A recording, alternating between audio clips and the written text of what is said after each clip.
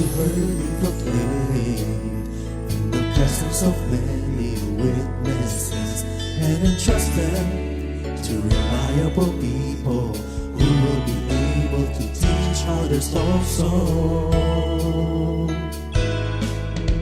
Take the teachings you heard me proclaim in the presence of many witnesses, and entrust them to reliable people who will be able to teach others also. Take the teachings you heard me proclaim in the presence of many witnesses, and entrust them to reliable people who will be able to teach others also.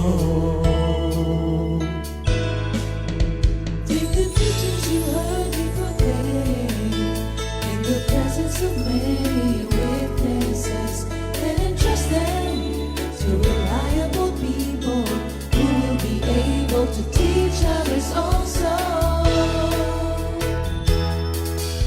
2 Timothy 2:2.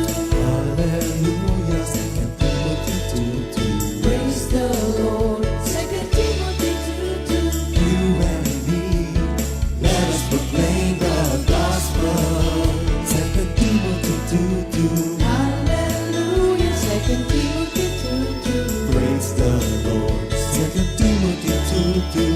You and me, Let us proclaim the gospel of Jesus Christ.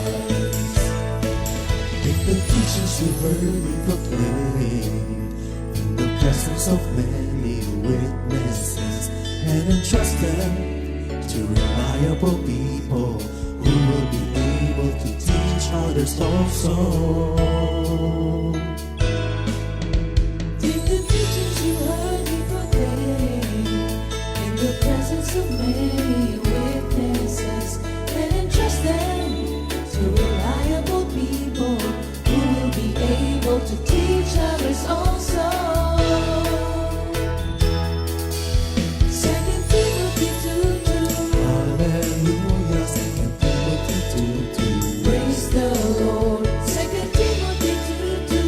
You and me, let us proclaim the gospel. 2 Timothy 2:2. Hallelujah. 2 Timothy 2:2. Praise the Lord. 2 Timothy 2:2. You and me, Let us proclaim the gospel of Jesus Christ. The harvest is plenty, but the workers are few. And as for me and my house, we will serve the Lord. We will serve the Lord.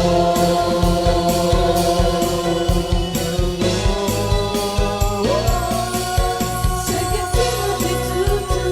Hallelujah. 2 Timothy 2:2. Praise the Lord. 2 Timothy 2:2. You and me, let us proclaim the gospel. 2 Timothy 2:2. Hallelujah. 2 Timothy 2:2.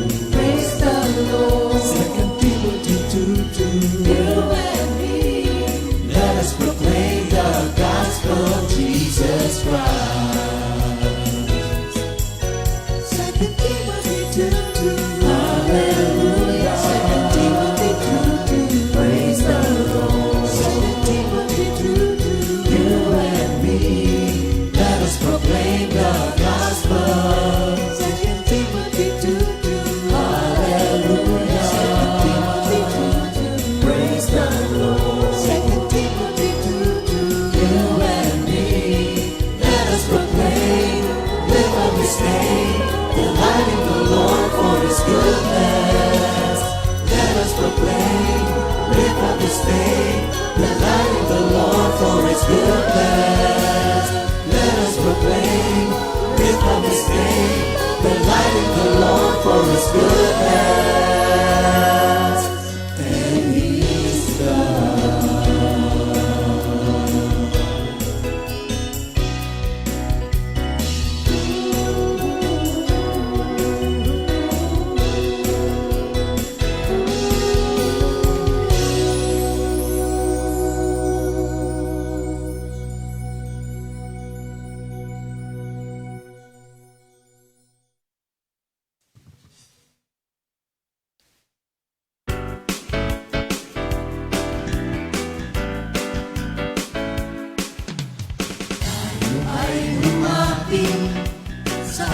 ating Panginoon. Siya ay awitan, ating papurihan, ang katungkulihan, nating kalakasan. Tayo ay lumapit kay Jesus. Tayo ay umawi at magpuri sa Kanya. Tayo'y sumamba at magbigay galang, magpasalamat at umawit sa Kanya. Tayo ay lumapit kay Jesus. Kamangha ang iyong mga gawa, sa'yo'y ibigay ang dakilang parangal.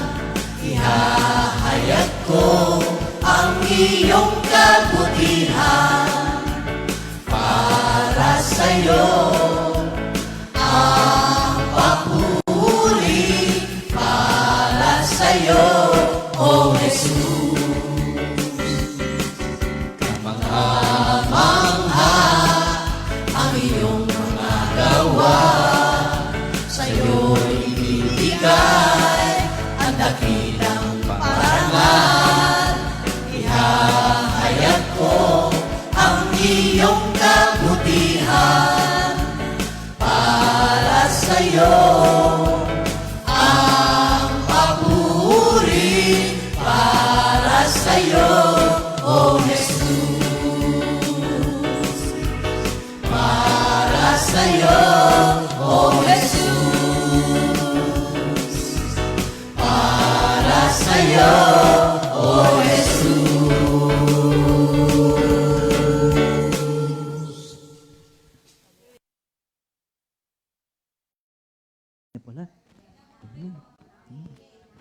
Thank you, Lord.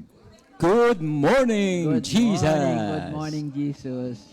Thank you, Lord. Magandang umaga sa ating lahat. Mga kapatid, saan man kayo naroon, kami nagagalak at kayo kasama namin. Sa oras pong ito ay kasama ko ang dalawa nating manggagawa mula po sa malayong paglalakbay. Mula po sa laiyang ating minister Andy at anin pong minister sa Quezon City, si Brother Enol. Pamaya ho, babati sila at munang simulan nito sa pamamagitan ng isang panalangin para tayo i-guide ng Holy Spirit. Ano? So again, aming Ama, kampoy lubos na nagpapasalamat sa iyo dahil sa ginagawa mo sa amin, lalo na po sa particular sa aming spiritual life. Sa oras pong ito, ang buhay at ang buhay mong salita ay tunay na aming laging ipinagmamalaki dahil ito ay galing sa iyo. Kami po humingi sa iyo ng una ay patawad, paglilinis, saan man pong patuloy nagpapadumi pa sa amin. Kahit po ito akala namin ay maliit, akala namin ay hindi naman mabigat, pero lalo na po yung paulit-ulit na kasalanan, kami po ilinisin mo. At sa pangalan po ng Jesus, Banal na Espiritu, hiyaan po ninyo na ang tanging maitaas ay ang pangalan, ang honor ng ating Ama, at bayaan po ninyo na tunay, maging kalugod-lugod sa iyo ang lahat pong marinig sa aming tatlo, ang mababasa po ninyo sa aming puso, lalo sa aming isipan, at sigit sa lahat ang pagsasabuhay naming lahat ng mensahe mo for today. All glory belongs to you. In Jesus' name we pray. Amen, amen, amen. So magandang umaga po ulit sa ating lahat. At good morning, good morning. Maganda siguro bumati muna kayong dalawa. Ngayon lang kasi kayo nakita, nakasama ko. Opo, Okay. opo. Minister Andy. Thank you, Lord. Purihin po ang ating Diyos. Good morning po sa ating lahat, mga kapatid. Lahat ng nanonood po sa buong mundo, sa buong bansa. North, East, West, and South. Sa Comfy Family, good morning po. At dito po kami with Pastor JB. At thank you po for the opportunity na makapagbahagi muli ng mensahe ng Panginoon. Andito po si Minister Enol. Minister Renol. Morning po sa lahat ng laging nakasubaybay.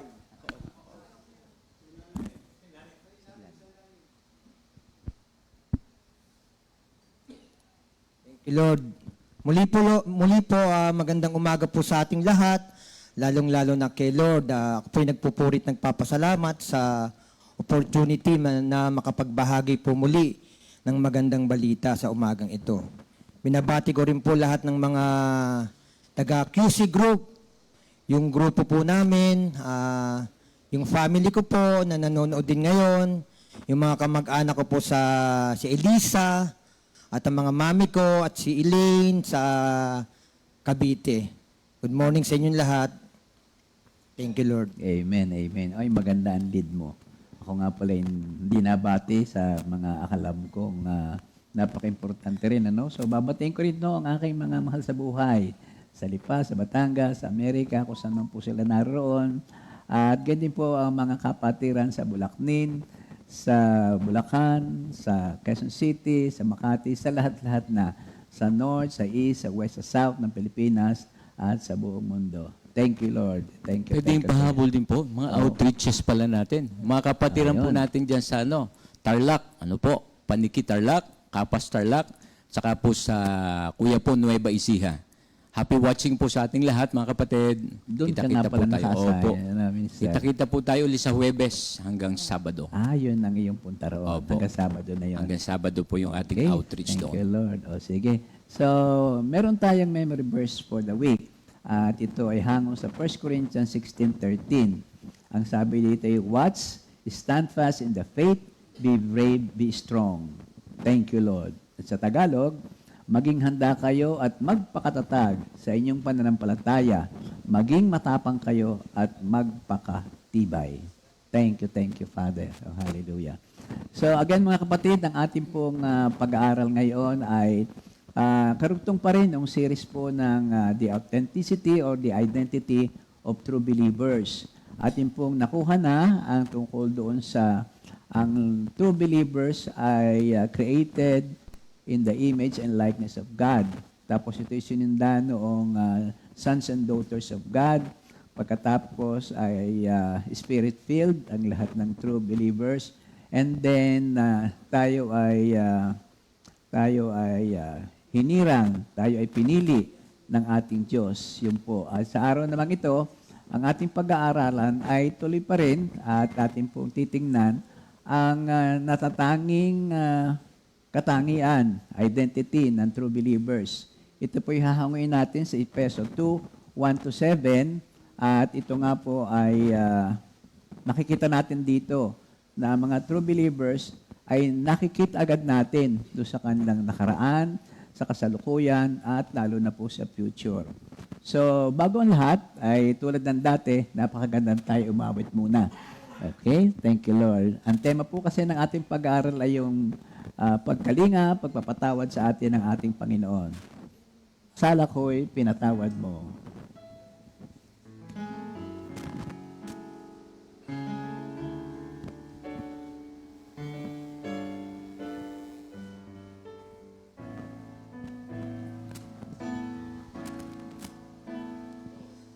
Sala ko'y pinatawad mo, minahal mo ako ng totoo. Kay ganda ng ginawa mo sa buhay kong ito. Dakila ka sa iyong pag-ibig, walang hanggan ang pagmamahal mo sa akin, O Jesus.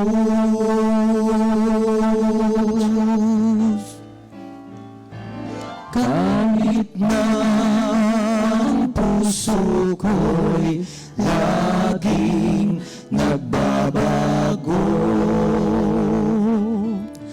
kahit kailan di ako nakarinig ng sumbat sa'yo, O Kristo, mahal mo nga ako.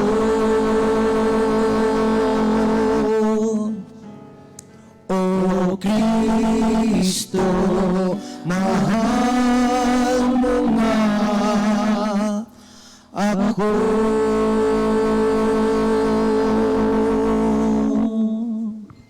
Thank you, Lord.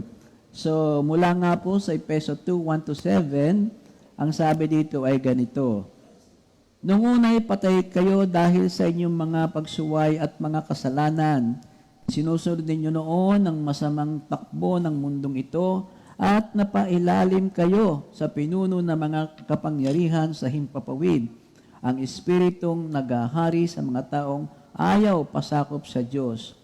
Ang totoo, tayong lahat ay dati ring namumuhay ayon sa pagnanasa ng ating laman at sumusunod sa mga hilig ng katawan at pag-iisip. Kaya sa ating likas na kalagayan, kabilang tayo sa mga taong kinapupuutan ng Diyos. Subalit napakasagana ng habag ng Diyos at napakadakila ng pag-ibig niya sa atin. Tayo'y binuhay niyang kasama ni Kristo nung tayo'y mga patay pa dahil sa ating pagsuway. Naligtas nga kayo dahil sa kanyang kagandahang loob. Dahil sa ating pakikipag-isa kay Kristo, Jesus, tayo'y muling binuhay na kasama niya upang mamunong kasama niya sa kalangitan. At sa verse 7, ginawa niya ito upang sa darating na panahon ay maipakita niya ang di masukat na kasaganaan ng kanyang kagandahang loob sa kabutihan niya sa atin sa pamamagitan ni Kristo Jesus. Ephesians 2:1-7. Muli mga kapatid ay magandang umaga. Nawa po sa oras na ito ay nakarelax na tayo at ating nga pong pagsasalo-saluhan ang pag-aaral dito sa Efeso 2:1-7. Ang ating titingnan po dito ay kita ng Diyos, ang ating nagdaan, ang kasalukuyan, lalo pa ang ating hinaharap. Meron pong katanungan. Kayo po ba ay mga brother kong katabit, lahat ng kasama namin, lahat ng kasama sa pakikinig ngayon, inyo bang familiar ba kayo doon sa kasabihan na walang santong, walang pinagdaanan, at wala rin namang makasalanang walang kinabukasan? Familiar ba kayo doon? Ngayon ko Ngayon lang yun narinig yun? Opo, ngayon ko lang narinig yun. Ganon. Pwede po bang insight, Pastor? Oo nga. Walang santong, walang pinagdaanan, at wala rin namang makasalanang walang kinabukasan. Meron. Narinig na niyo yun? Ngayon? Ngayon pa lang po. Oo. Yung una. Ang una ay walang santong, walang pinagdaanan. At wala namang makasalanan na walang pangutunguhan. Yun. So, lahat ay may pag-asa. At wala din namang dapat ay magmalaki dahil baka ang mangyari ay lalo kang mabuwal. So, kung ikaw may santo, sino ba sa inyo ang santo? Sa inyong dalawa? Anyway, lahat tayo saints, lahat tayo pinili na upang maglingkod sa ating Panginoon. Separated for the service of God. Diba? Naalala lang po, Sige, Minister. Ano naalala mo? St. Lorenzo Ruiz. Okay. Ayan na, yung mga kabats natin nung unang workers. Naintindihan po nila yun, ano? Si San Lorenzo Ruiz. Oo po. Inabot ko ba siya?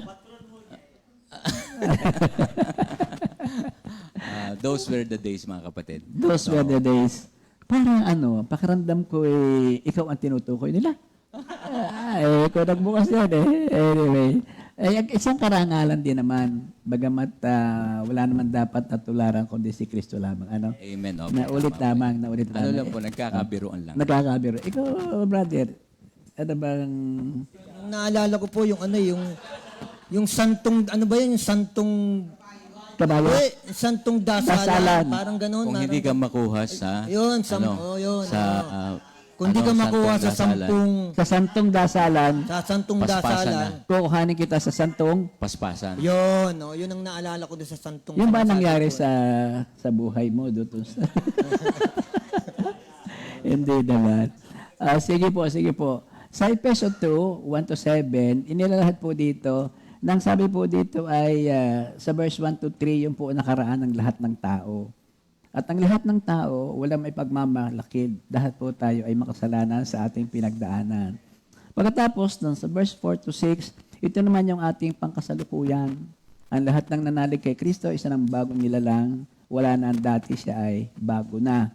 At of course, doon naman sa panghuli, doon sa verse 7, yun naman ang future natin. Wala tayong ibang gagawin to glorify our Lord Jesus Christ. Yun. Ang sabi po dito ay, ang unang distinction ng isang tunay na mananampalataya ay yung aaminin mong ikaw ay dead to sin. Hindi ka nagmula sa ikay angkan agad ng banal o ikaw ay banal agad, kundi lahat ay nagmula na may minana kay Adan at siya na yung ating kasalanan. Sa bagay, salamat, hindi nagtapos doon ang kasaysayan ng buhay. So ang sabi nga dito ay ang isang tunay na mananampalataya ay hindi maring hindi niya tatanggapin ang katotohanan ito. Alam niya isa'y hindi naiba, hindi sa exempted. Sa Romans 3:2, sapagkat ang lahat ay nagkasala at walang sino mang nakakaabot sa kalawalhatian ng Diyos. Salamat sa awa at pagmamahal sa atin ng Diyos na kanyang mga pinili at tinirang, hindi niya tayo pinabayaan na lamang sa ganoong kalagayan. Mahal tayo ng Diyos kung sino ka man na ikay kanyang matagpuan. Subalit, ayaw ng Diyos na ikay manatili doon. Because if you stop growing, you will start dying. Yun ang kasabihan. So, ito tayo, ibinalik ang ating katayon sa Diyos at maraming salamat. Maging tunay na tagasunod ni Kristo, the true identity of Christian believers. Yun ang unang mensahe para dito. So, dead to sin. Alam na natin yung definition ng dead, patay. So, dalawang klase ang pag sinabing kamatayan o death. Yan ay yung physical at saka yung spiritual. Pag physical, death is separation eh. So, pagka ikaw ay dead physically, mapapawalay ang katawan mo sa espiritu. Malilibing, espiritu ay may pupuntahan kanya. Pagka naman spiritually dead ka, ang ibig sabihin naman doon ay ikaw mismo, ang kabuuan ng iyong pagkatao ay mapapahiwalay sa Diyos.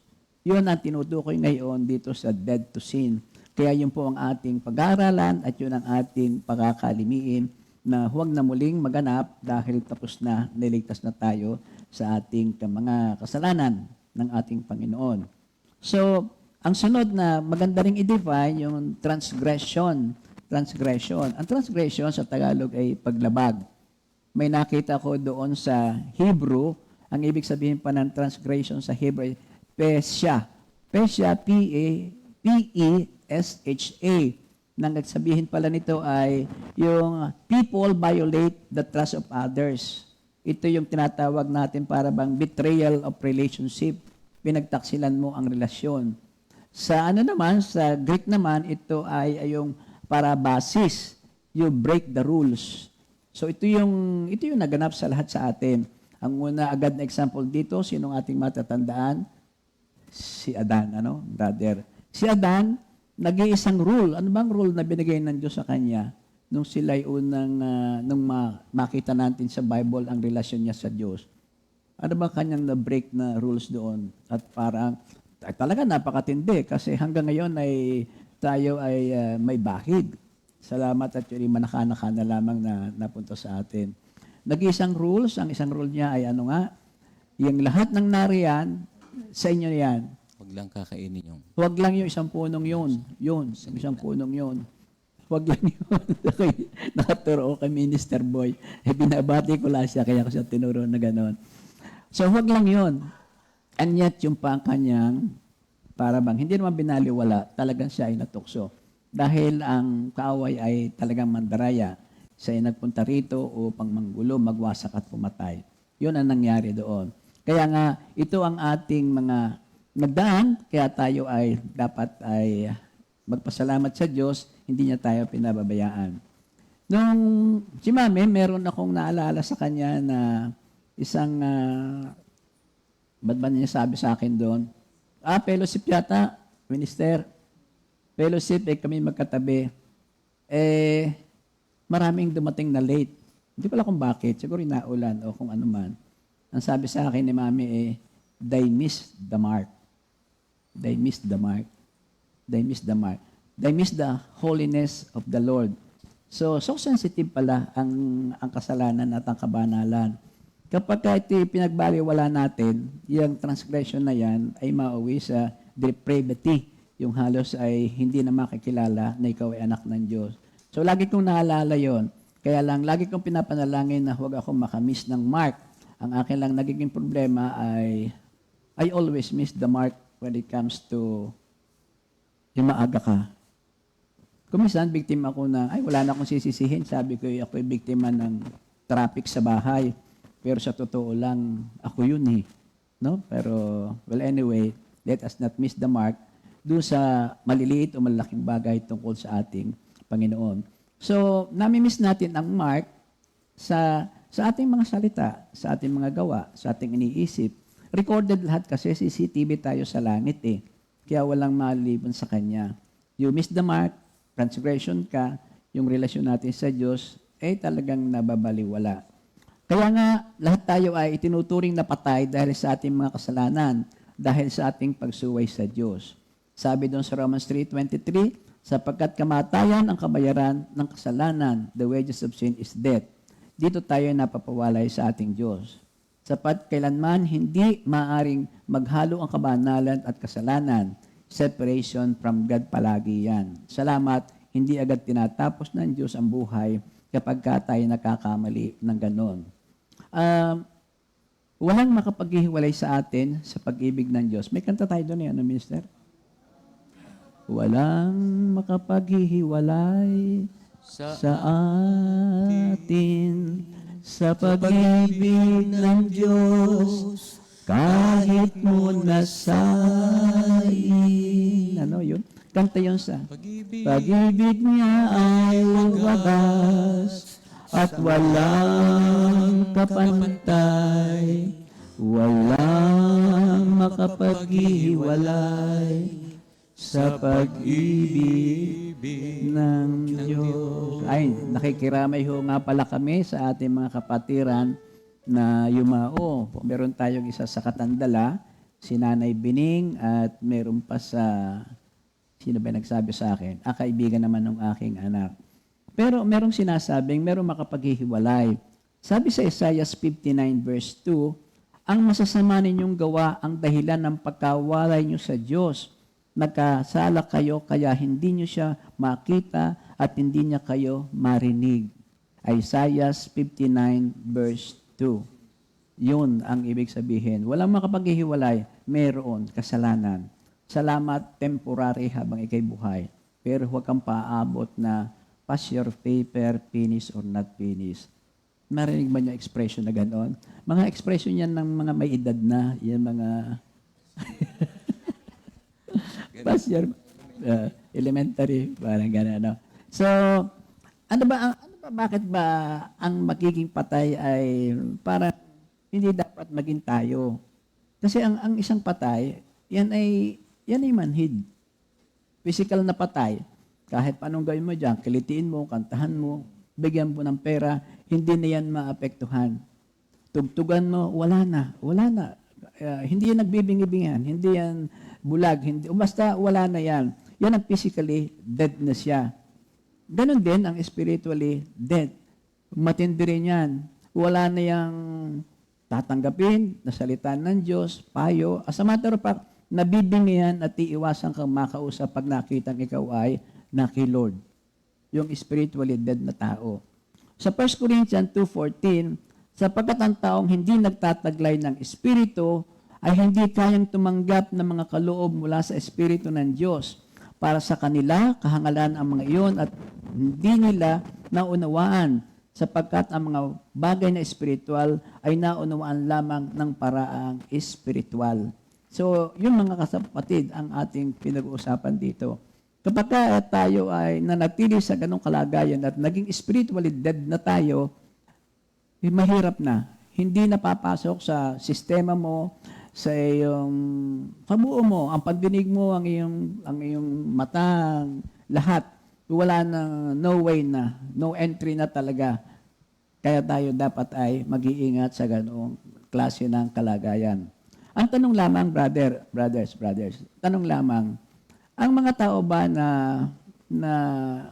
spiritually dead ay pwede pa rin gumawa ng mabubuting bagay? Ano sa palagay nyo? Pwede pa rin bang gumawa ang taong spiritually dead ng mga bagay na sa tingin ng tao ay mabuti rin naman? Pwede pa rin naman po kung Pwede. siya'y manunumbalik kay Lord.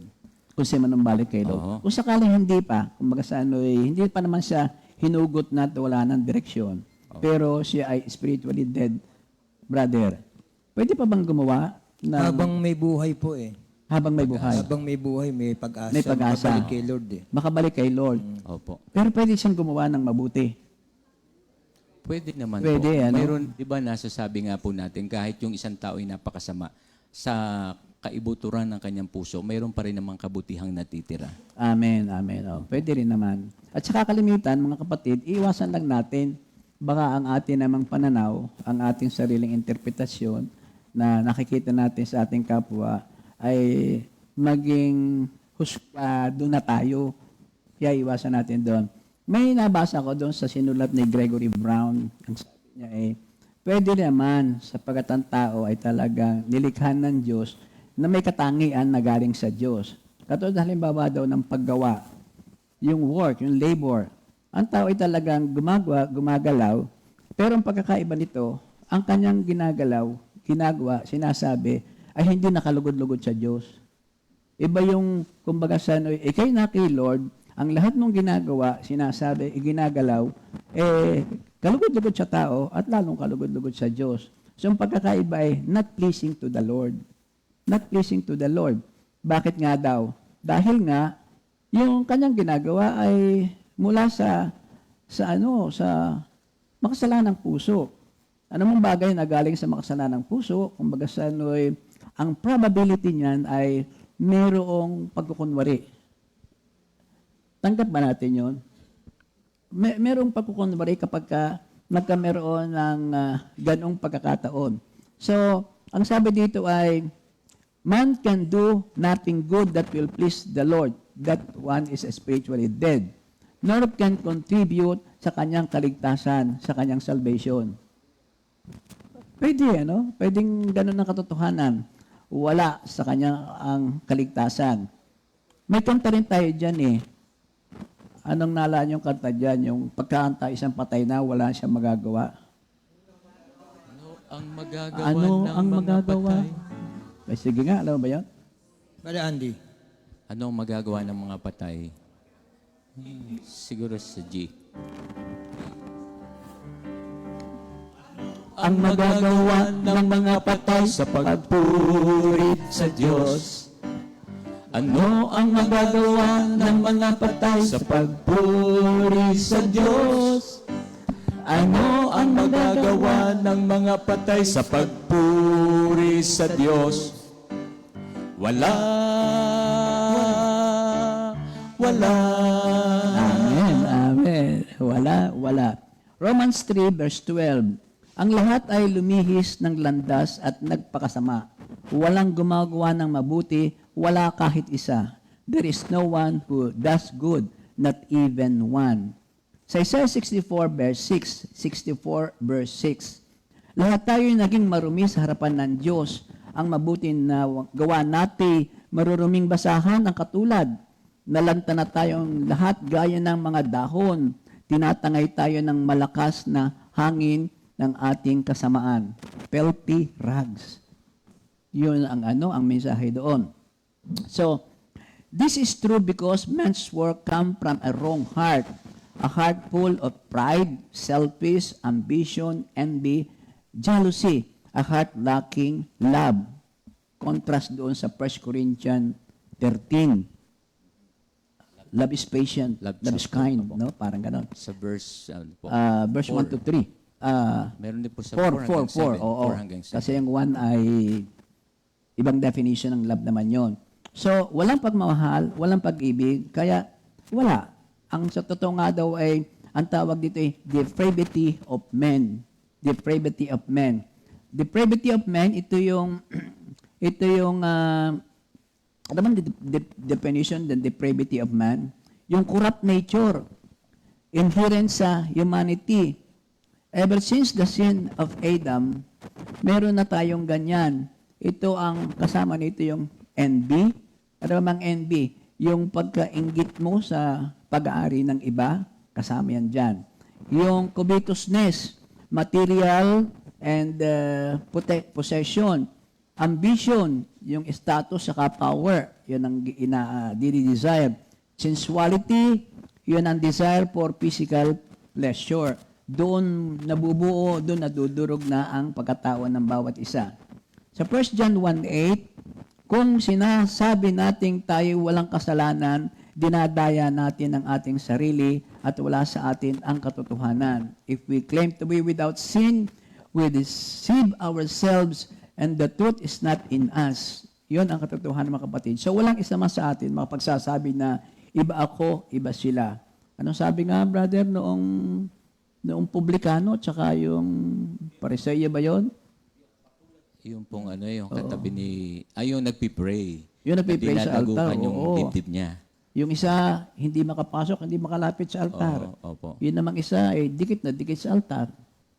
Oh, Lord, hindi ako katulad noon. Siguro kung idadrama mo, isa sa pelikula, may turo pang ganun. Hindi ako katulad noon. Ako ay mabait. Ako ay 1 to 10 ang 10 commandments, kaya ko po yun. Parang gano'n, para praising. Yun namang isa, naroon sa likuran, andun siya, dinadago ka ng dibdib. Anong sabi nga niya doon? Panginoon ko at Diyos ko, hindi. Ano po, sabi niya? Naalala mo ba yung pagkakasabi noong publikano na yon? Yung gano'n nga, siya'y makasalanan. Dapat. Hindi ako patawarin mo po ako'y isang makasalanan. Yun ang sinasabi sa ating pag-aaral. No? So we can distinguish and we can separate ourselves doon sa kalugod-lugod sa Diyos na nakikita natin at narinig ngayon sa ating pag-aaral. Without recognition of our sin, depravity, the deadness to God, nobody can be saved. In order to understand the gospel, ano ba ang gospel? The good news. One must first understand the bad news. Good news, bad news ka muna. Man's spiritual death and need for a Savior. Mamamatay kang tuluyan kapag hindi mo pinuntahan ang sinasabi ng Diyos. If one does not recognize and accept it, he cannot be saved. Hindi tayo pwedeng iligtas kung sino ang ating kamag-anak, kung ano magagandang gawain natin, pagiging pilantropo, kahit tayo ilang beses na nag-LSS, kahit yung ating prayer ay haba at nagpapadasal pa tayo, hindi yan na makapagliligtas sa atin. Tanging si Kristo lamang. May mga notable na character sa Bible, kung inyong matatandaan na sila mismo, by now, ang sabi natin, blessed na blessed sila. Blessed na blessed sila kasi gamit na gamit sila ng Diyos. Si Pablo, ano ba sabi ni Pablo? Natatanda ba ang sabi ni Pablo doon sa 1 Timothy 1:15? Alam mo ang pagkakasabi ni Pablo doon? At ako ang pinaka-worst sa makasalanan. 1 Timothy 1:15. Sa Lucas 3:5-8 naman, ang sabi naman dito ni Peter ay, I am a sinful man. I am a sinful man. Si Isaiah, ganun din siya doon sa Isaiah 6:5.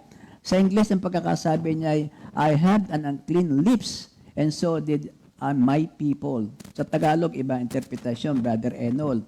Kawaawa ako sapagkat ako'y isang makasalanan at mula sa isang lahing makasalanan. Thank you, Lord. True believers recognize their deadness in sin and call out to Christ. Yan ang isang distinction ng magiging true believer. Yung hindi mo ikahiya. Doon muna ang terms hindi natin ikahiya na tayo dating makasalanan. At salamat sa Diyos, ipinamumulat sa atin yung mga kasalanan ito. Kasama rito ang ating mga pag-aaral. Without understanding this reality, one cannot be saved. Understanding and accepting and then repenting. Paano ba yun? Sharing lang, mga kapatid. Tama yan na may kayo magsishare din. Alam mo nyo na I am a sinner. I was a sinner. I am a sinner. Alam nyo, dumiin sa akin ito. Bukod doon sa mga nagdaang kasalanan, na pagsisihan, na-experience ang consequences, yung LSS, sa East, May 1, ano bang year yun? Kami ni na Pastor Alex Sanando, Sister Cora, lahat. Alam yung nagdiin sa akin doon sa seminar na yon, doon pagdating doon sa deliverance, Romans 1, 18 to 32, si Sister Cora yata nag-share nito. Hindi naman sa kayagan ay asawa ko siya, hindi siya nakita ko doon, kundi ang kanyang topic. Noong ilahad na nila yung ABC of sin, natatanda ba nyo sa mga LSS natin? Pagka meron naglalahad na ABC of our kasalanan, yung ano ba yun? Addiction, adultery, ambition, anger, up to the whole alphabet. Nauulit yung mga letters na yon. Shyness, slanders, pornography, guilt, hatred, laziness, lust, profanity, quarrel, pride, presumption, premarital sex, occultism, teasing, thievery, guilt, gossip, curiosity. Ini-ABC, sunod-sunod na ganon. Kaya ako'y nagtutuwa, glory to God. Dahan-dahan yung pagkakapanggit nung nagle-lecture. Parang may nag-lead sa akin na, ikaw ba yun? Alam nyo, doon sa ABC na yun, na more, kulang-kulang na 30 kasi nauulit yung letters eh. Nakita ka doon. Alam, sabi ko, ako yun eh. Ako yun. Ako yun. Kaya tuloy sabi, Lord, patawad. Ako pala yun. Kasi akala mo lamang, taken for granted kasi ang kasalanan ng marami. Kahit pa ikaw ay believer na kung walang magpapalala, saan matatagpuan yung pag sinabi mo sa iyong kapatid na siya ay raka, siya ay ulol, pinatay mo na siya. Parang ganun. Pamaya, kung maalala mo, brother, yon. Doon pa sa isa, pag sinabi na kapag kagay tumingin sa iyong kapwa, ngayon babae o lalaki na eh, na may pagnanasa, adultery, nirape mo na yon.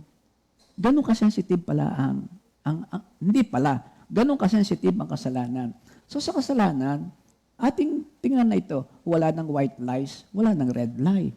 Kailangan lahat ng pagsisinungaling ay kasalanan. Napakasensitive ng ano man tawag doon sa, familiar ba kayo sa mga mall, department store? Yung pagka ikay lalabas at may daladala kag hindi natanggal yung click, ay tutunog. Ay palagay ko sa langit, lalong hindi po pwede yung may kaunting kasalanan, ay hindi tutunog. On the first place, hindi ka naman iimbitahan doon eh. RSVP. Nakasulat na yon sa aklat ng buhay. Pero ganun ka-sensitive ang kasalanan. Tignan po natin mga kapatid ha. Ngayon, di gumanon ng gumanon. Sinabi ko yung Lord patawad. Nauulit kahit pa paano eh. Nauulit eh. Matukso ang kasalanan eh. Matukso ang kaaway. Kaya kung minsan lalo na pagkakipatulog na, nakapikit ka na, ewan ko kayo may experience na gano'n na, parang may bumabalik. Ang ginagawa ko, namulat ako. Kasi pag bumikit, parang nananamnam ko eh. Kaya may ganun din. Pagka may tukso sa inyo at kayo nakapikit, para lalalim ang inyong pag-isip tungkol doon. Ang ginagawa ko, minumulat ko. Minumulat ko ngayon. Pray, of course. Nawawala. Pero itong lately, lagi kong binibigyan ng emphasis itong 3 huling LSS na aming inatinan ng marami sa atin. Alam niyo, isang nakita ka pa yung aral sa 1 Corinthians 14:4. Ang sinasabi doon, yung palang gift of tongue ay yung special personal mong panalangin sa Diyos. At ikaw ang na-edify doon. Mula na kami nagbikol, inumpisahan ko na yun. Hindi ko naintindihan ang sinasabi. Lalalahura, kalalahura, lalalala. Yun na. Para ikaw ang na-edify eh. So, binigyan mo ng honor si Lord na siya na ang bahala sa iyo. Yun ang nakita ko na ako'y makasalanan, pero nakita ko naman, ang Diyos din nagbigay ng solusyon upang ito ay iyong mapaglabanan. Amen, amen. Kaya yung pong by the way, advance na po yung aking announcement. May LSS po tayo sa Cramsis, sa Makati. At ito po ay participant po dito, yung mga taga-Compi Bulacan, taga-Compi Makati, at Compi Quezon City. kayo po ay malugod na inahan ni Lord at pakinamnam po kayo dahil po may mga gifts po doon na ibibigay ang Diyos. Hindi irarapol. Hindi irarapol. Inyo na yun. Namnamin lang natin at gusto kong inyong pakaintindihin yun. Isa akin po ito, kung sa inyo po ay may iba. Lahat napaka-importante. Healing. Pero sa akin yung pong gift of tongues. Anuhin po natin yun. Sa tamang panahon ay ang biyaya sa atin ay pupunta. All other prayers, mas gusto ni Pablo ang ganon. Kung liwa sa kawalipunan ito, ako'y magtatangs, tapos wala namang mag-i-interpret, gumugulo lang ang usapan. Gumugulo lang. Kaya sabi ni Pablo, kung wala mag-i-interpret, huwag kang magtatangs. Pero hindi niya pinipigilan kasi siya nagtatangs. Yun po ang aking sinasabi. So LSS, saan man po yan, o kung hindi man kinaro, naalaala nyo, pagyamanin po yung gift na yon. So, hindi nga raffle, ito po ay outright na sa inyo na lahat, package. Just like the fruit of the Holy Spirit, it's a package. Bigay sa atin ng libre-libre. Hindi take it or leave it, take it. Yan po ang kailangan natin sa buhay na ito. So, yun po ang nakitang formula. Tunay nga po mga kapatid, nakakatulong ang bawat pag-aaral. So, yun ang una na ating nakita. Ang tao, ang distinction niya na pagiging anak ng Diyos ay diniliber tayo from the power of sin. Diniliber tayo from the power of sin. We are all dead to sin. Pero salamat sa Diyos, lahat tayo ay iniligtas na dyan. Ang pangalawa, ang nakita po natin sa pag-aaral ay ang tunay na mananampalataya were delivered from a life of disobedience. A life of disobedience. Yun ang isang talagang itinanim ng kaaway sa atin upang directly masuway natin ang isinasabi ng ating Panginoon. Obedience ang kailangan eh. And thank you Lord, sana'y alam na natin, pero sana'y ipaalam sa atin na hindi rin tayo ang original na tayo naging masunurin. Yun ay gift pa rin sa atin ng Diyos dahil ito'y produkto pa rin nung kanyang ginawa sa Calvary, sa cross. Full obedience sa Father eh.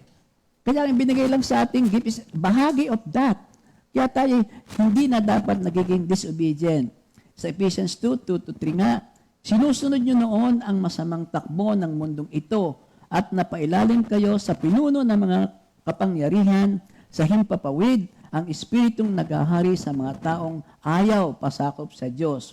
Sa verse 3, ang totoo, tayong lahat, kasi doon sa una, ang tinutukoy din mga hintil. Pero ang totoo, tayong lahat ay dati ring namumuhay ayon sa pagnanasa ng ating laman at sumusunod sa mga hilig ng katawan at pag-iisip. Kaya sa ating likas na kalagayan, kabilang tayo sa mga taong kinapupuutan ng Diyos. Sa totoo lang, lahat tayo sumusunod sa mga hilig ng katawan. Purihin ang Diyos, paglilinaw na ito. Sa King James Version, sa Ephesians 2:2, ang tawag doon sa unbelievers ay children of disobedience. Talagang tinukoy na ito. We are children of disobedience. Before Christ, yun ang nangyari. We followed the world, sa Satan, flesh into disobedience towards God. Pag hindi tayo sumusunod kay Kristo, nag-uubay kay Kristo, mga kapatid, wala pang neutrality sa faith. Pag hindi si Kristo ang iyong sinusunod, ang sinusunod mo actually ang kaaway agad. Hindi po pwedeng neutral. Sa aking palagay, sa aking experience, kaya dapat ang decision ay 100% sa iyo, Lord. 100% sa iyo, Lord, ang aking magiging pagsunod. So, yung lust of the flesh, lust of the eyes, pride of life, pagnanasa ng ating laman at sumusunod sa mga hilig ng katawan at pag-iisip, lahat ng ito'y dinanas ni Kristo. Kaya ito'y sinasabi niya sa atin na pagtagumpayan ko na ang mga bagay na ito. Pero lagi pa rin nariyan. True believers no longer follow these three forces as a lifestyle. Andiyan pa rin, pero ang malakas sa atin ay yung lagi nakikinig sa Holy Spirit. Talagang yan ay tinatakbuhan mo na, inilalayuan mo, at ang lahat ay nagiging para bagang all throughout the day ay ikaw ay in peace, in relationship with God at sa kapwa natin. Sa 1 John 3:9-10, Ang mga anak ng Diyos ay hindi nagpapatuloy sa pagkakasala sapagkat nananatili sa kanila ang binhing mula sa Diyos. At dahil ang Diyos ang ama nila, hindi sila maaaring magpatuloy sa pagkakasala. Dito natin makikilala kung sino ang mga anak ng Diyos o kung sino ang mga anak ng Diablo. Ang sino mang hindi gumagawa ng ayon sa kalooban ng Diyos at hindi umibig sa kanyang kapatid ay hindi anak ng Diyos. Again, walang neutrality. Kung hindi ka anak ng Diyos, salamat, hindi pa championship ha, anak ka ng Diablo. Huwag panatilihin. Kaagad-kaagad. Ikay anak ng Diyos at yun ay iyong ipaglalaban. Ipaglalaban mo kasi hindi timidity ang binigay sa atin, kundi power and love. Amen. So, walang disobedient. Talagang lahat ay masunurin. Lahat ba tayo masunurin na kay Lord? Amen. Amen. Thank you, Lord. Hindi malinaw aking pagkatanong kaya hindi malakas ang pag-asa. Kasama ko nga po dito ang dalawa nating kapatiran na katulad ko, katulad natin, namubuhay doon sa mga simpleng pagsalungat, malaking pagsalungat, pero ang kabuuan, dahil kay Lord, natuto na tayong sumunod sa kanya mga mensahe, mga aral, salitang napapag-aralan sa tuwi-tuwi na nagiging bahagi ng buhay. Tulad ng kabilang linggo, kami po yung nag-aral doon nga sa Quezon City tungkol doon sa Colossians 3, tungkol doon sa ating dapat na uri na ng pamumuhay. Si Minister Andy po, nag-share doon, tsaka si Minister Enol, ako'y nagagalak at sabi ko, nasasabi nila ito kasi buhay na nila ito. Ang tungkol sa pagiging obedient sa mga utos niya. Minister, kami nga yung sharean ulit. Opo. Ayan po. Purihin po ang ating Diyos, mga kapatid. So, susunod ko lang po itong sharing po, about doon na na-share po namin doon sa Quezon City Fellowship the other week po, mga kapatid. And doon po sa dinidiscuss ni Pastor Ninong JB, regarding nga po doon sa New Life in Christ, kasi di ba pagka tayo sinner, ay talaga naman tayo ay tayo po ay patay dahil sa kasalanan. Pero dahil po sa ating niniwala at pagsampalataya kay Lord Jesus Christ, tayo ngayon ay muling nabuhay. Kaya doon po sa babasahin ko po doon sa Colossians 3 verse 1. Sa NIV version po, mga kapatid, since then, you have been raised with Christ. Set your hearts on things above, where Christ is, seated at the right hand of God. So, unang-una po, mga kapatid, makita natin dito na yung pong tayo ngayon na nasa ating Panginoong Hesukristo na, dati yung ating buhay, patayan sa kasalanan, yung old nature. Nalibing na po yung kasama ni Lord Jesus Christ. At nung siya'y nabuhay na maguli, ayan, tayo po ay nagkaroon ng new life in Christ, mga kapatid. Po? At dito po, mga kapatid, ano nga bang ibig sabihin? What does the Bible say about being raised with Christ? Christ's death and resurrection constitute the reality into which the believer has been incorporated. For when you were buried with Him in baptism, ayun po, nabanggit kasi ni Pastor JB yung pong baptism. At alam natin ang baptism kasi mahalaga sa buhay ng isang mananampalataya. Alam natin na yung pong symbol noon kapag na-immerse doon sa water, hindi lang malilinis yan literally and then pag bangon uli, kumbaga buried siya and then nag-resurrect na and after the resurrection, naroon po ang new life in Christ, mga kapatid. So mahalaga rin po ang baptism. That's why mayroon po tayong mga nagaganap na LSS or Life in the Spirit Seminar. You were also raised with Him through faith in the power of God. Napakahalaga po nito, mga kapatid, na tayo po ngayon ay kasama na ng ating Diyos na gumagawa ng kalooban ng God the Father. At alam natin, mga kapatid, na tandaan natin yung pong sinishare ni Pastor Ninong JB kanina na nadun po yung power. Naroon na po yung faith na pinakalb sa atin ng ating Panginoon who raised Him from the dead. Doon po sa Colossians 2, I want to read Colossians 2 verse 12. Sa pamamagitan ng bautismo, nailibing kayong kasama ni Kristo at muli kayong nabuhay na kasama niya dahil sa inyong pananalig sa kapangyarihan ng Diyos na muling bumuhay sa Kanya. So napakaliwanag pong nalathala dito po sa Colossians 2:12 na tayo po ngayon ay na doon po, no? Tayo ay we have been raised with our Lord Jesus Christ, mga kapatid. Ano po? So, yan po yung unang makikita natin. But then, mayroon po kasing kasunod, how to set your heart on things above. Kasi ang isa pong pinararating dito sa atin ni Saint Paul, mga kapatid, pinararating sa atin ni Lord, mahalaga po na isa-set natin yung ating mind no po, sa mga things above. Yung mga bagay po na makalangit yan. Mamaya susundan po ni Minister Enol at napakaganda po nitong aralin, mga kapatid. Ang aking pong bibigyang diin ay paano ba natin maiseset yung ating heart on things above. So ito po ilan sa mga mahahalagang bagay na pwede po natin itong gawin din, mga kapatid. Ano po? So, dito po sa aking pagpapatuloy, tingnan natin to kasi marami tayong mga mumunting kasalanan. Yung nga sinishare kanina na kahit ba tayo na kay Lord na, nagkakaroon pa rin ba tayo ng mga mumunting kasalanan? At yun po ay nagaganap. Hindi natin pwedeng sabihin hindi. Ako nga po, pagka nag-preach po doon sa mga kapatiran natin, sabi ko, sino po dito ang hindi na nagkakasala? Tumayo. No, di ba? Very common natin ginagawa yan. Okay, ako po ang nakatayo dahil ako nagpipreach, di walang tumatayo. Ako rin po uupo. Bakit hindi mo matanggap? Ay, kasi po nagkakasala pa rin talaga tayo. At wala talagang wala pong perfect as of this very moment. We are all under the process of perfection, mga kapatid. Ang perfect pa lang si Lord Jesus Christ. At gusto niya tayong maging perfect in His time. So may mga flaws, may mga sins, mga kapatid. That's natural. Pero hindi po tayo nananatiling sinful. No? Kundi tayo bumabalik agad sa Diyos. Ano po? Ang number 1 po na paano tayo makakapag-set ng ating heart on things above. Una, accept yourself for who and how you are. So mahalaga po ito, yung acceptance. Without accepting ourselves na tayo po ay makasalanan pa rin, nagkakasala pa rin, at tayo ay mahina pa rin, no? Hindi po tayo makaka-move on. Kasi kung lagi nating isipin, I'm okay, I'm all right. I'm better than the other people. Hindi po Actually, yung napakahalaga po, we're always treating ourselves lower than other people. Napakaganda po na that's the sign of humility, mga kapatid.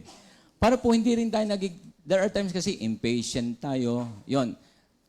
Alam nyo, yung pong isang word niyang about sa impatience, minsan kasi impatient tayo in the sense na pagka meron tayong nagustuhan, gusto natin kaagad magkaroon. Pero si Lord may perfect timing. So isa pong bagay yun, kailangan matanggap natin na kailangan hindi tayo maging impatient. Kailangan maging patient tayo. Patient as in hindi po pasyente, kundi tayo po ay naghihintay sa panahon ng Panginoon. There are times, angry din tayo ng mga bagay na pangyayari sa buhay, pero tandaan natin, kailangan po nating matanggap na there are times nagkakamali, nagagalit pa rin tayo. Pero again, tanggapin natin yon that we are sinners. Kasi pag natanggap natin that we are sinners, balik lang tayo kay Lord, and then yun, talagang ayos na po uli. So yun po ang number 1, accept yourself for who you are and how you are. Number 2 po is behave better. Okay, behave better. Behave na po ba tayo, mga kapatid? Hello po. Poise. Pastor JB, Oy. si Ninang Cora po yun, di ba? Suspended siya. Ninang Cora, joke lang po na yun po. Na-expose ako masyado pagkakalakas. Ayan Joke lang po, po yun, joke lang po yun. Joke lang po yun. Ayan. yun Ganun ang po voice silang na yun. magmahalan. Thank you, Lord. Okay? Joke lang po yan. At kailangan, ito naman po, bago, behave better. Ninang Cora, sa inyo po, poise. Ito po, behave better. Pastor, Opo po. sa poise pa rin ako. So opo. Kasi sa amin yung aso, behave. Okay. Panalo talaga. Opo, may nanalo na, mga kapatid. Aga. I love my own. Of course. According to Tim Keller, mga kapatid, no? Si Tim Keller. Nabibisaya talaga. Ako kung mag-alala, meron talaga akong lahing Bisaya. Okay, Tim Keller proposed that moralistic people do good. They live good lives, but they do it out of fear, out of pride, and out of a need for control. Even in order to control God. Naku, grabe mga kapatid, ano?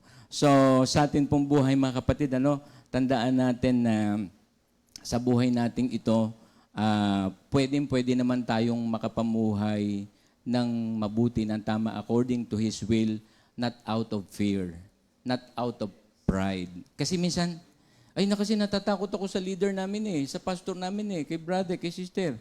Natatakot ako sa asawa ko Natatakot ako sa ganito Hindi po. Minsan, kaya ako to gagawin kasi para makilala ako, para sabihin nilang ganito. Hindi po. And there are times, may mga pangyayari na minsan gusto na rin nating i-control even the decision of our Lord. Ano? Pero hindi po yun dapat. Ang gusto ni Lord ay behave better. Behave better, mga kapatid. Strive to fix your flaws in order to learn a moral lesson and to avoid hell. And because you want God to know you, do not need Him. So, ito mga kapatid let's strive for what? I-fix po natin yung ating eyes kay Lord Jesus Christ instead of dun sa ating mga flaws. Kasi lahat naman may flaws Kayo po ba may flaws? Iniisip ko po yung pang-ipin. Hindi po yun yung flaws, F-L-A-W-S. No? Hindi po yung flaws sa ipin Hindi po yun. So tayo lahat may mga pagkukulang, pagkakasala pa rin. But then, wag tayong magtuon doon. Kasi normal naman na nagkakamali. But then, wag natin gawing license yon para gumawa ng kasalanan. Meaning, go back to God po agad. Ano? The last one po is be born again. Ayan. Kaya kailangan po talaga mag-LSS. Po. Die to the person you used to be. Ang dali pong unawain, di ba? Live in Jesus who is gradually sanctifying you. Alam niyo po itong sanctification, ano talaga to? Lifetime process. Kailangan natin na masanctify po tayo little by little. Ano po? Hindi po ganong kadali. Talaga pong makakaranas tayo ng mga matitindi pong mga testings and trials just to learn our lesson. Opo? And don't forget to admit your sin and genuinely repent. Napakahalaga po nito. So again, para po tayo talaga ay ma-born again, hindi naman kinakailangan na yung kasing iba akala nila yung born again ay lumipat na tayo kung anong sect or denomination or religion. Ang sinasabi ko po, kailangan tayo ay magkaroon ng bagong buhay kay Kristo. Yun po yun, mga kapatid. Mga born-again Christians po tayo at wala tayong ibang ginagawa kundi yung sinasabi sa atin ng ating Diyos. So, mga kapatid tandaan po natin, mga kapatid, na tayo man ay pwedeng makagawa ng kalooban ng Diyos as long as we are willing, no? At tayo po ay available to do His will. Yung pong submission is very important. Mayroon pa pong last part pala. What does God mean by His right hand, mga kapatid? The right hand of God or God's right hand may be used in the Bible in common speech as a metaphor for omnipotence of God and as a motive in art. So, ang isa rin pong, kasi sabi diyan, ang lahat ng nakikristo na ay na doon sa ngayon sa si Lord Jesus Christ is at the right hand of the God the Father. No po? So tayo rin, the time will come, patutungo rin po tayo doon. So tandaan natin ang isa rin pong sinasabi dito sa what does it mean to be seated at the right hand of God? The right hand is seen as a place of honor and status throughout the biblical text, mga kapatid. So, yan po, kapag tayo ay nasa right hand, nasa right side, no? Nasa right hand of our God, meaning, ito po ay place of honor and status. Ano po? When the Bible makes a statement that Jesus Christ sits at the right hand of the Father, it is affirming that He has equal status to the Father within the Godhead. Matatagpuan natin yan sa Hebrews 1:3. No po?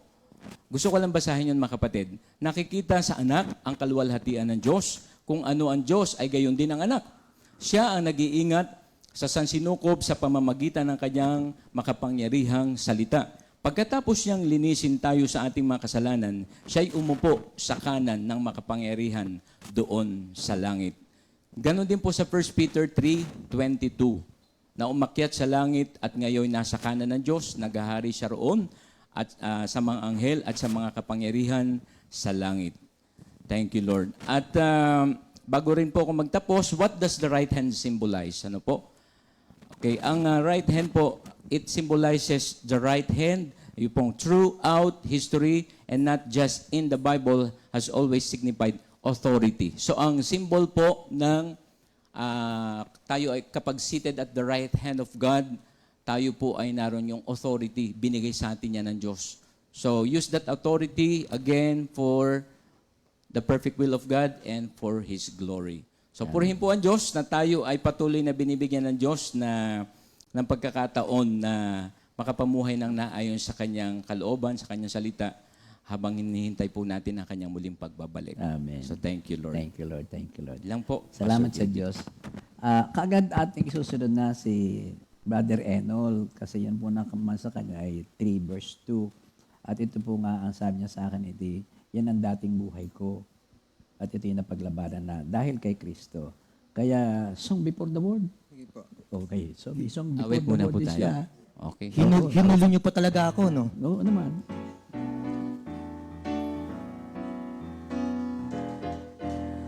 Ang dating buhay ko'y punong-puno ng pag-aalala. Ang dating buhay ko'y punong-puno ng pangamba. Subalit ngayon, puno ng pag-asa. Wala na ang dati kong problema. One more time. Ang dating buhay ko'y punong-puno ng pag-aalala. Ang dating buhay ko'y punong-puno ng pangamba. Subalit ngayon, puno ng pag-asa. Wala na ang dati kong problema. Wala na ang dati kong problema. Wala na ang dati kong problema. Thank you, Lord. Thank you, Lord. God bless you. Okay. Bilang karagdagan lang po sa diniscuss ni Pastor JB, yung nga pong mark of a true believer, gusto ko pong i-share naman dito sa Colossians 3, verse 2. Sabi po dito, set your minds on things above, not on things on the earth. Yung above po rito means heaven. Ibig sabihin heaven, spiritual things. Not on things on the earth. Ito po yung mga worldly things. Worldly things speaks of flesh. Ang flesh po, another word sa kanya is carnal. Ang Spanish niya is carne. Carne, meat, comes from animal. Kaya po pala dun sa Matthew 6:25, kasi ang animals, ang talagang concern lang niya is eat, drink, saka yung inhabitant. Parang sabi nga ron, do not worry about what you drink or what you eat. Kaya pagbaba po dun sa Matthew 6:33, sabi po ron, seek first bilang human the kingdom of God and His righteousness, and all these things shall be added unto you. Ito pong Colossians 3 verse 2, parang differentiation ng dalawang klase ng pamumuhay. Walking in the Spirit at saka yung living in the flesh. Ito po ang didiscuss ko bilang kasagutan po sa dinidiscuss din ni Pastor JB na bakit nakakagawa pa tayo ng mga bagay na hindi nakakalugod kay Lord. Kasi po ang kaaway is very subtle. Kaya merong mga subtle ways that we can tell that we are living in the flesh. Sa Galatians 5:20 po, ito po, meron po akong 4 na ibibigay na ways kung bakit paano natin masasabi that we are living in the flesh. Sa Galatians 5:20, sabi ron, in worship of idols and witchcraft. In worship of idols is idolatry. Idolatry is anything that we put in place of God. Anything po na mas pinapahalaga natin kaysa sa ating Diyos is idolatry. Kaya minsan nga po nakakalungkot, minsan yung mga, kung ano pa yung mga pagpapalang ibinibigay sa atin ni Lord, yung mga blessing na ibinibigay sa atin ni Lord, yung pa yung nagiging kaagaw niya sa pagsamba natin sa Kanya. Minsan yung mga career natin, mas inuuna pa natin yun. Yung mga hanap buhay natin, yung business natin. Dati wala tayong business. Lagi tayo sa fellowship. Binless ka ni Lord ng business na wala ka sa fellowship. Yun ang nakakalungkot. That is idolatry. Minsan sasabihin mo pa, di bale, kahit naman nandito ako sa business ko, nasa puso ko naman si Lord eh. Pero wala ka dun sa fellowship. Yun yung mga bagay na blessing ni Lord na minsan nagiging kaagaw pa niya. Pangalawa nga, dun sa, ito yung spiritual sin. Pangalawa, yung witchcraft or sorcery. Ang Greek word ng sorcery is pharmakia. Meaning niya is pharmacy.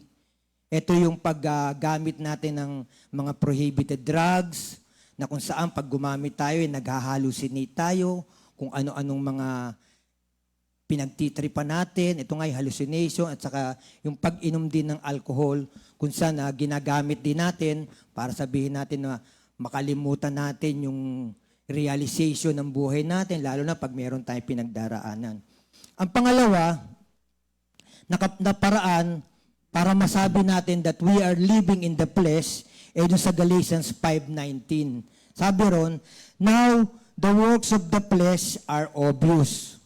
Sexual immorality, moral impurity, and promiscuity. Kinategorize po ito ni San Pablo as sexual sins. Ito pong sexual immorality. It refers to all illicit sexual relationship. Pag sinabi pong illicit, bawal. Ano-ano po ito? Ito po, halimbawa, single kayo, pero may sexual relationship kayo. Ito nga yung chastity. Ito yung kailangan yung malinis na puri. Dapat merong ganito ang mga, kahit lalaki, hindi porke lalaki kailangan. Ako dati ganun ang pananaw ko. Nung nagti-teenager ako, dapat lalaki, meron ng karanasan. Pero pag kay Lord ka na, mali po ito.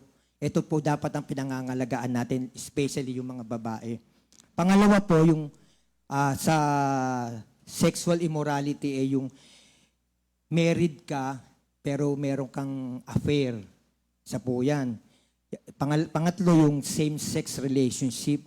Ito po ang nakakalungkot ngayon sa society natin. Parang hayagan na yung same-sex relationship. Kaya pakaingatan po natin. Ang pangalawa naman po sa sexual sin, itong moral impurity. It involves impure thoughts, words, and impure action. Impure, mali. Maling kaisipan, maling pananalita, at maling mga gawa. Watching pornography, pag-iisip ng masama sa hindi mo asawa, yung pagmumura, pagsasalita ng malaswa, kabastusan, lalo ngayon sa social media, yung pagsesend ng mga indecent videos. Meron nga po akong sharing regarding this moral impurity. Nung binata pa yung anak ko, may girlfriend, nagdala ng babae sa bahay, ginabi sila eh. Doon daw sila matutulog. Ay, hindi. Sabi ko, uwi mo yan. Sabi niya, Daddy, ginabi na kami. O sana naghanyo. Hindi ko pinayagan. Sabi ko kasi, meron kang kapatid na babae, baka makita yan, ang iisipin, pwede pa lang ang babae ay matulog sa bahay ng boyfriend. Nangatwiran pa yung anak ko, Daddy, matutulog lang naman kami. Yun nga ang ayoko, yung matutulog siya dito. Kaya hatid mo yan. Minsan, yun yung mga bagay na, kaya nga ang kaaway subtle eh. Subtle kumilos. Minsan, nadadaya tayo nang hindi natin, okay lang naman yan. Pero mali eh. Yun nga tinatawag na moral impurity. Flirting. Sa Tagalog, hindi maganda. Pero minsan, hindi natin namamalayan, nagagawa na natin to. Ang flirting, hindi lang naman sa opposite sex. Even to ourselves, we are flirting. Usong-uso ngayon sa Facebook, sa social media, napakaraming mga ganyan. Ilalagay mo yung mukha mo dun sa sexy picture nung tao na yon. Hindi naman ikaw yun. Ngayon may message, uy, ang ganda-ganda mo dyan.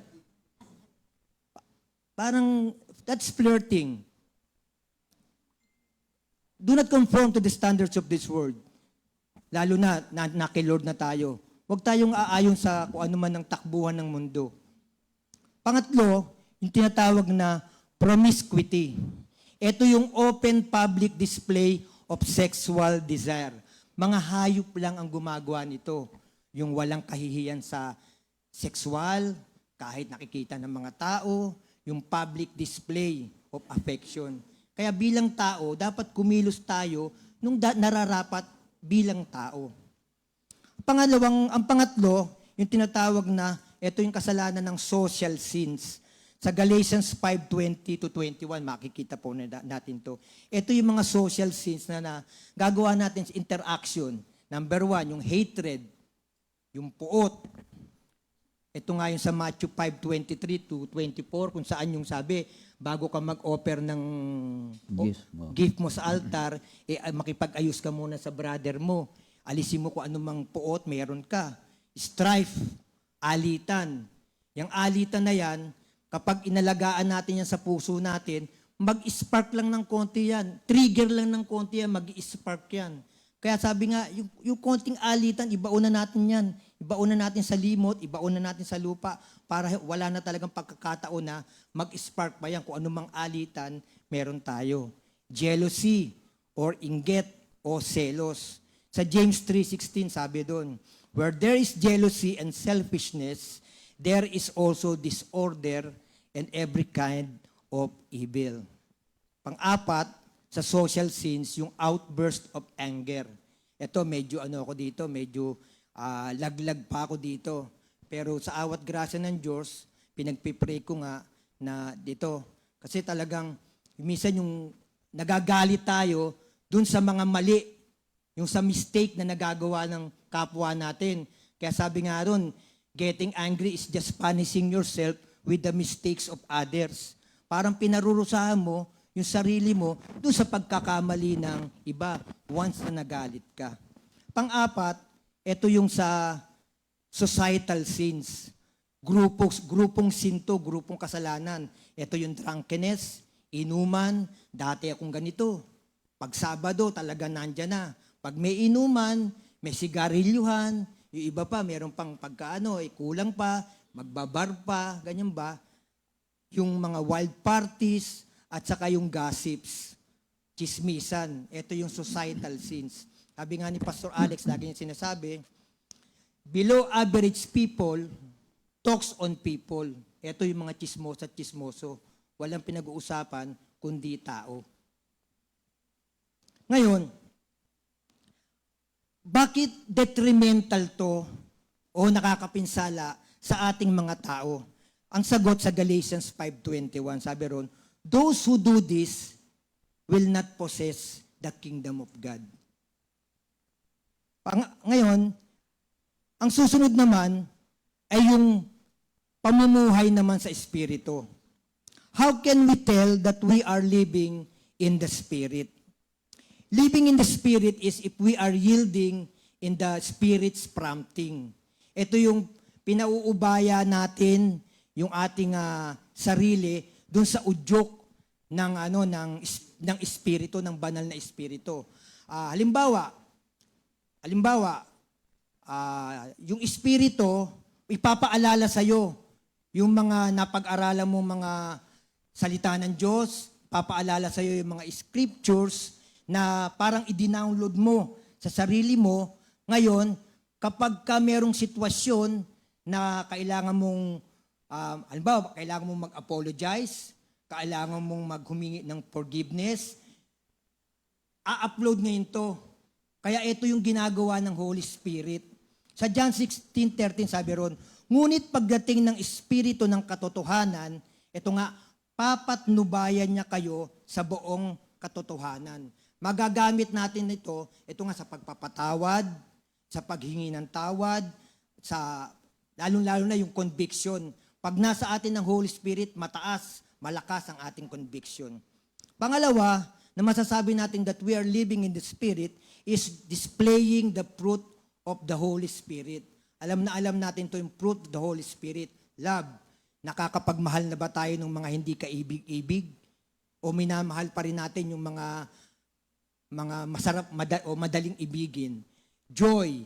Nasa ating, ang joy at happiness magkaiba. Kasi ang joy, ito yung kaligayahang nadarama natin in the midst of trials, in the midst of problemang dumarating sa atin, nandun pa rin yung joy. Kasi alam natin na sa kabila nun, si Lord kasama pa rin natin. Yung peace, meron pa rin ba tayong katahimikan o lagi pa rin tayong may strife, may galit, may sama ng loob sa kapwa natin. Patience. Ang patience, the idea is, are we long-suffering? Mataas ba yung natin, pasensya natin? Especially, halimbawa, ito, susubukan tayo rito Pagka sa mga pila, mahaba ba ang pasensya natin? Ito yung displaying ng fruit of the Holy Spirit. Kindness, goodness, faithfulness, humility, and self-control. Mataas na ba yung ating pagpipigil sa sarili? Pagpipigil sa yung mga bagay na hindi naman dapat natin na ginagawa. Pangatlo, yung power of the Holy Spirit, or are we empowered by the Holy Spirit? Ito yung enabling grace brought about by the Spirit. Marami na naka-experience nito. Minsan, dati-rati, nung bago pa lang tayo sa gawain, hirap na hirap tayong tumayo. Hirap na hirap tayong kumanta. Hirap na hirap tayong magpatotoo. But because of the Holy Spirit that is in us, madali na ito na yung enabling grace na brought about by the Spirit. Napakadali na natin magpatotoo kasi nga yung Espiritu is nasa sa atin na. At pang-apat, yung worshiping and praying in the Spirit. Kapag nasa atin to, malalaman mo talaga na ang Espiritu ay kumikilos sa atin. Nakakapag-compose na tayo ng kanta. Nag-i-enjoy na tayo dun sa mga worship songs natin. Tamo, every time na nagtuturo tayo dito, biglang papasok ang Holy Spirit, ipapaalala sa iyo yung mga kantang nararapat para yun yung kumikilos ang through worshiping at praying in the Spirit. Nagagamit na tayo every time na merong magpay-pray, merong nga akong shinare na meron akong nalaman na isang kongregasyon na hanggang ngayon hindi sila nagpe-pray. Ang nagpe-pray lang sa kanila yung mga elder nila. Kaya meron akong okasyon sa bahay, mga relative ko sa bahay, every time na meron kaming gathering, ako lagi ang pinatatayo. At thank you Lord naman na talagang nakakapag-pray ako in the Spirit. In conclusion, why living in the Spirit is very critical to all believers. Ang sagot makikita natin sa Galatians 5:16. Sabi rito, sinasabi ko sa inyo, mamuhay kayo ayon sa Espiritu at hindi ninyo pagbibigyan ang mga nasa ng laman. Thank you, Lord. Amen. Jesus' Amen. name. You're so blessed. We are blessed. Thank you, Lord. Thank you, Lord. So, yun po mga kapatid, at ang sabi naman dito, ito'y ating patuloy na mapapagtagumpayan. Awareness lang kung anong gift na sa atin ang Holy Spirit. Gift sa atin ni Lord. One particular gift na siguro'y naalala lang natin kapag lesson. Ito yung bang armor of God. Ito yung nasa atin Kung meron tayo dito, hindi lang sipon ang hindi tatalab sa atin, kundi yung the armor of God sa Ephesians 6:13-18, helmet of salvation, Ligtas na tayo, kapatid. Wala na pwedeng tumukso dito. Angkinin mo lamang. Huwag mo lamang isasampwera na, ay, hindi pa ako ligtas. Hindi. Lagi nang isuot yan. The belt of truth. Ang katotohanan, mahal tayo ng Diyos. Created in the image of God. Saved by the Lord. And this is perpetual, irrevocable. The breastplate of righteousness. Ikaw ay banal, pinabanal ka na. Kaya walang dapat na makabasag, nakabanalang yan. Sige lang, kaunting hunggo, pero ako'y babalik. Kasi meron akong word of God. Meron akong shield of faith. Meron akong sword, which is the word of God. And continuously pray. Another thing, pray for one another. So mga kapatid, ito po yung ating temporary paghihiwalay. Nawa po ang salita ng Diyos ay tumiim sa atin, hindi lamang nagandahan, kundi ating ipagpipray na sa tulong ng banal na Espiritu Santo, ito'y ating masasapamuhay, masishare at patuloy pa rin tayo magsasaliksik ng mga pagpapala na galing sa kanyang salita. So mga kapatid, Meron pa tayo, no? bati mo na. Bati tayo, Oo nga bago pala, tayo iba po. mo Muna natin ang may mga kaarawan itong araw na to. Oh, sige. Sige. September 3, ano po? 2024, happy birthday! Sister Zea Borja. Okay. Sister Renua Cordes. Sister Arlene Francisco from APG. Sister Carlina Cruz. Brother Dustin Reyes. And Sister Gloria Galirio. Yan po ang ating mga kapatiran, mga kapatid. And yun po, enjoy natin. Enjoy po nyo ang inyong mga special Happy birthday! special day. Thank you, Lord. Meron ba diyang may kamag-anak na may birthday? Baka po mayroong panghahabol. Thank you, Lord. Ayan po. Pasok na po, Brother Bong.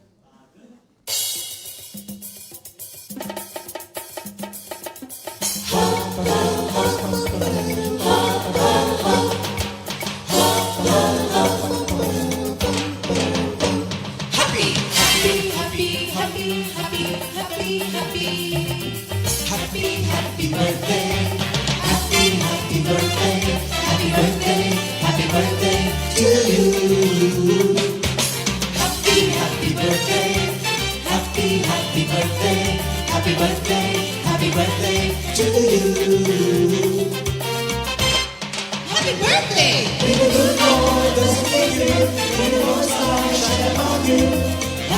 Happy birthday to you. Happy birthday to you.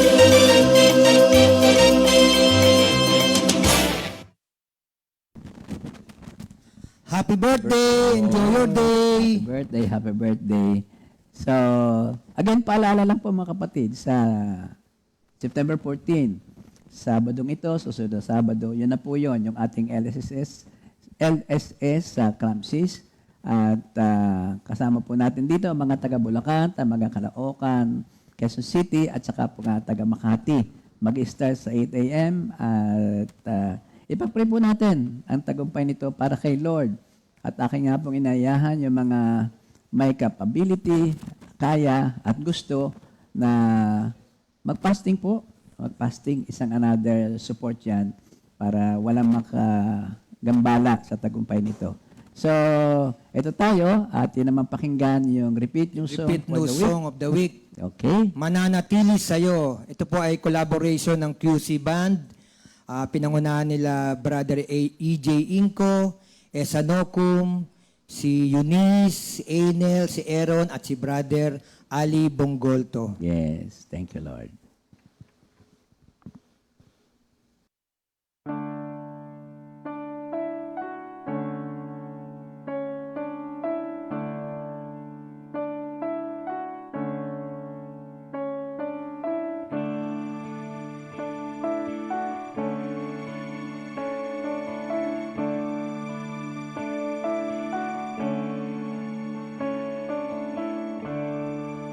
Di ko man maintindihan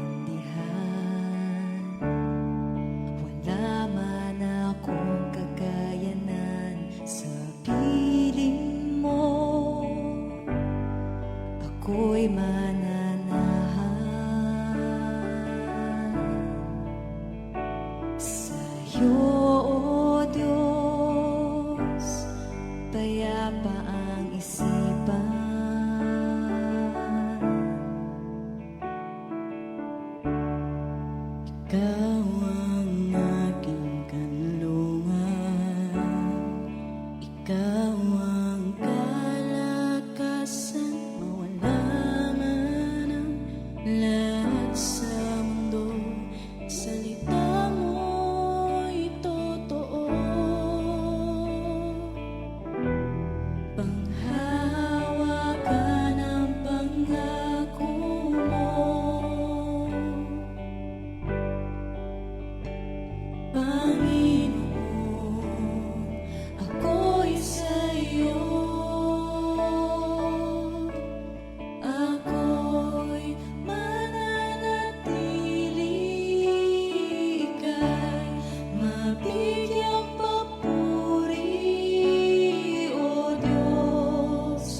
Susundin ang kalooban mo, ako'y mananatili sa'yo'y magtitiwala, O Diyos. Sambahin ang pangalan mo, ako'y mananatili sa'yo.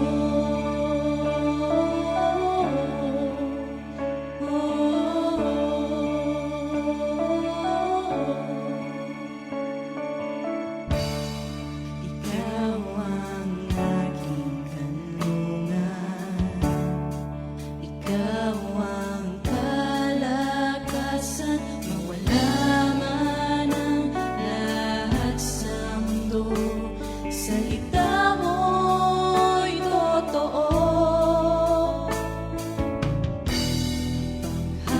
Panghawakan ang pangako mo,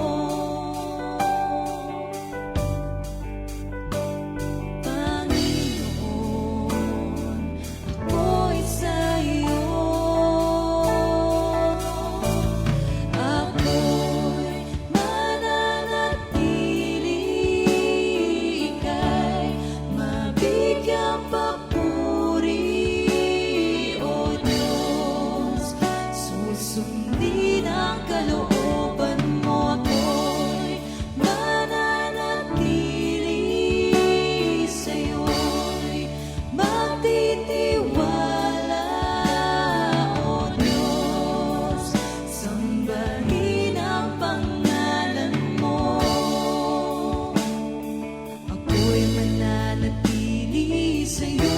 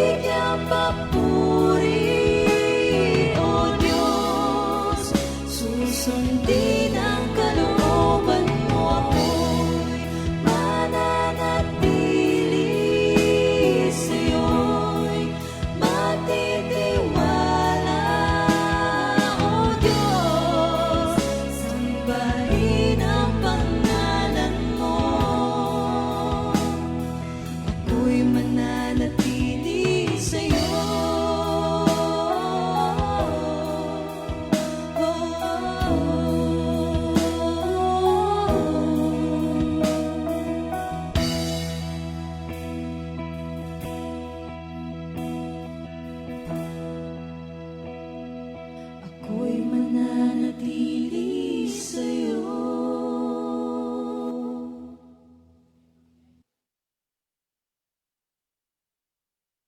Second Timothy 2:2